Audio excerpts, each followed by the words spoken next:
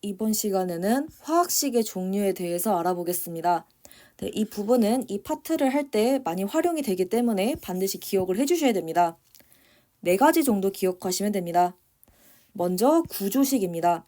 말 그대로 물질을 구성하는 원자들 간의 구조를 보기 위해서 결합을 선으로 나타낸 것입니다. 그리고 앞에서랑 마찬가지로 선 한 개는 점 2개이고 얘는 결합 1회이다 라고 봐주시면 됩니다. 그래서 이거 물인데 물은 이제 선 이렇게 2개 그려져 있으니까 점 2개, 점 2개 이렇게 있는 거고, 산소는 점 2개, 점 2개 해서 총 4개 있는 거고, 질소는 1, 2, 3, 4, 5, 6 해서 점 6개 있는 거고, 이 암모니아는 1, 2, 3, 4, 5, 6 해서 점 6개 있는 거고, 이 메테인은 1, 2, 3, 4, 5, 6, 7, 8 해서 점 4개 있는 겁니다. 그래서 점 2개를 선 하나로 바꿔서 구조를 그렸다라고 봐주시면 되고, 두 번째로 분자식입니다. 분자를 구성하는 원자의 종류와 수를 나타낸 것이고, 이름에서 알 수 있다시피 분자만 가능합니다. 그리고 제가 분자는 덩어리라고 했습니다.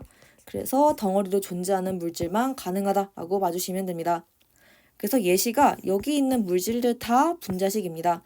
그래서 물, 산소, 질소, 암모니아, 메테인 다 분자식에 해당한다라고 봐주시면 되고, 그리고 앞 시간에 18적 원소 배웠는데 우리 헬륨 기체, 네온 기체, 아르곤 기체 다 결합을 하지 않고 스스로 안정하기 때문에 혼자서 단 원자 분자로 존재한다고 했었습니다. 그래서 헬륨, 네온, 아르곤 다 자기 혼자 단위이기 때문에 얘네들도 분자식에 해당한다라고 봐주시면 됩니다. 그래서 이렇게 추가를 해볼 수가 있습니다. 그리고 이 분자식을 해석하는 방법 보도록 하겠습니다.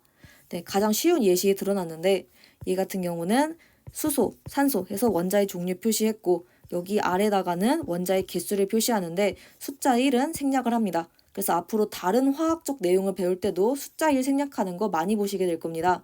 그리고 앞에는 분자의 개수를 지칭합니다. 그래서 얘를 구조식으로 그려보면 2개의 물이 있다라고 표시가 된다라고 볼 수가 있습니다. 그러면 세 번째로 실험식 보겠습니다. 아마 이게 약간 생소해질 건데 이제 이 부분을 참고해서 기억하시면 됩니다. 실험식은 물질에 존재하는 원소의 비율을 가장 간단한 정수비로 나타낸 것입니다. 그래서 보통 숫자 1이 포함이 되게 작성을 합니다. 그래서 숫자 1이 나올 때까지 가장 간단한 정수비를 표시한다라고 봐주시면 되고, 당연히 여기서 숫자 1 생략한다고 했기 때문에 여기서도 숫자 1은 생략을 해주게 됩니다. 아래 예시를 통해서 더 잘 알 수가 있습니다. 그리고 분자식은 분자만 가능했는데 실험식은 분자뿐만 아니라 공유결합 물질, 이온결합 물질, 금속결합 물질 다 가능합니다.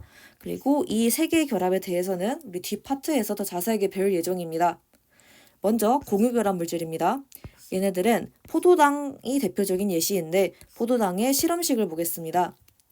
6대 12대 6을 숫자 1이 포함되게 작성하면 1대 2대 1입니다. 그래서 실험식은 1대 2대 1이고 숫자 1을 생략했다라고 봐주시면 됩니다. 그리고 포도당은 덩어리로 다니기 때문에 우리 포도당은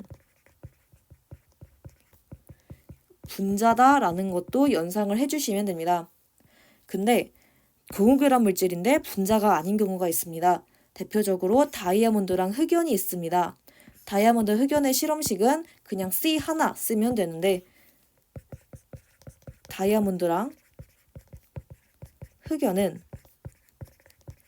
둘 다 분자가 아닙니다. 즉 덩어리로 다니지 않습니다. 네, 이 부분 이따가 여기서 더 자세하게 설명드리겠습니다. 그리고 이온결합 물질은 너무나도 많이 있지만 대표적인 예시로 소금의 주성분인 염화나트륨 NaCl이 있고, 금속결합 물질의 대표적인 예시는 다양하게 있지만 가장 유명한 철 정도를 들 수가 있습니다. 네, 그래서 이 실험식이 상당히 처음 배우는 내용이고 생소하기 때문에 제가 여기다가 정리를 해 놓은 것을 보도록 하겠습니다. 먼저 공유결합 물질 보겠습니다.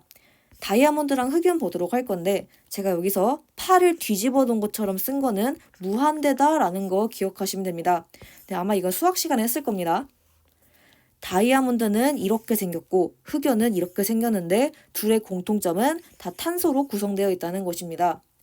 얘네들이 다 얼기설기 엉켜 있고 얘도 다 얼기설기 엉켜 있는 게 다이아몬드와 흑연입니다. 그래서 탄소가 무한대로 연관이 되어 있기 때문에 사실은 만약에 그 모든 개수를 표현하시오 라고 하면 C 무한대 이렇게 써야 됩니다. 근데 이렇게 쓰는 게 상식적으로 말이 안 됩니다. 그래서 이 무한대가 뭐 100개, 1000개, 10,000개 이런 식으로 케이스 바이 케이스이기 때문에 이렇게 쓰는 거는 너무 불편하기 때문에 실험식으로 다 약분을 시켜버려서 그냥 C라고 둘 다 작성을 해주게 됩니다.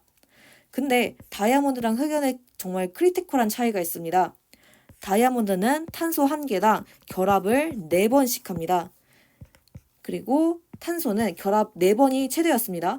근데 4번 다 쓰기 때문에 남는 전자가 없습니다. 그래서 전류가 흐르지 않는다라는 특징을 가지게 됩니다. 그리고 흑연은 탄소 1개당 그림에서 보다시피 1, 2, 3 이렇게 3번 결합을 할 수가 있습니다. 네, 이 점선은 아닙니다. 네, 그냥 점선은 물질 간에 그냥 결합한 것인데 우리가 직접 공유 결합을 했다라고 하는 거는 이렇게 진한 선을 봐야 됩니다. 점선이 아니라 진한 선을 기준으로 봤을 때 1, 2, 3 해서 3번 결합한 거니까 총 4번 중에 1번의 결합이 남습니다.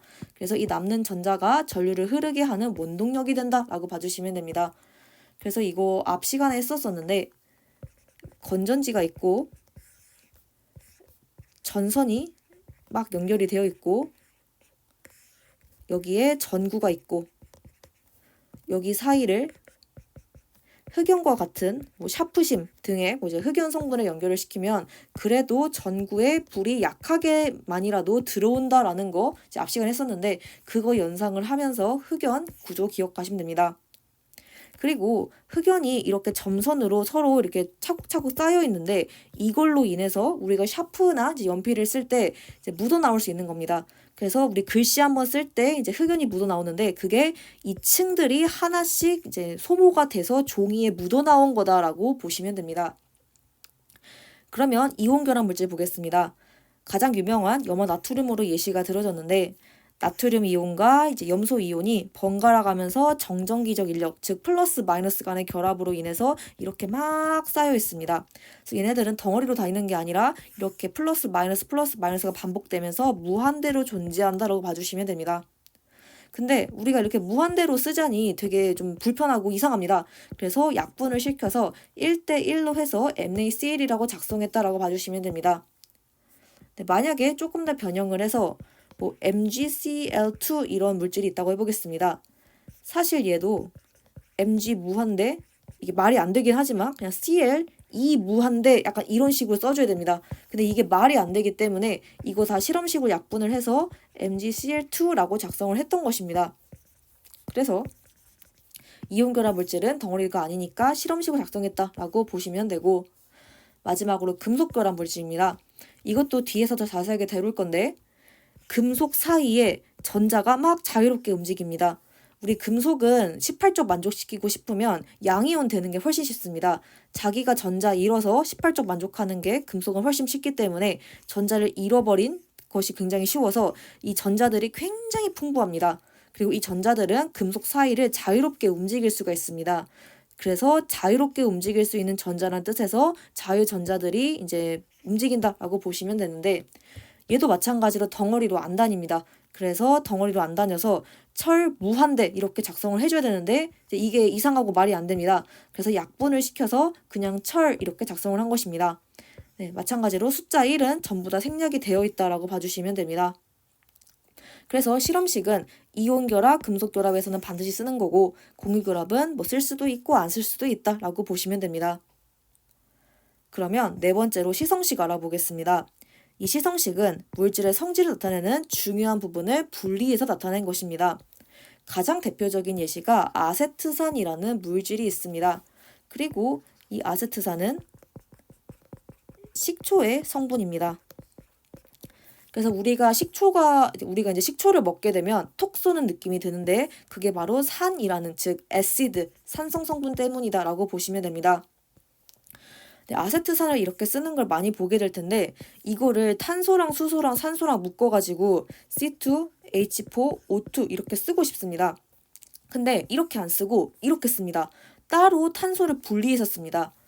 이렇게 쓰는 이유는 이렇게 COOH라는 부분에서 수소 이온이 방출이 돼서 산성을 띠떠서 이제 우리가 식초 먹으면 톡 쏘는 느낌이 든다라는 걸 표현하기 위한 목적이 됩니다. 그래서 이렇게 하면 수소 이온 나오는 게 잘 체감이 안 되는데 이렇게 쓰면 수소 이온 나오는 게 체감이 잘 되기 때문에 시성식을 써주게 됩니다.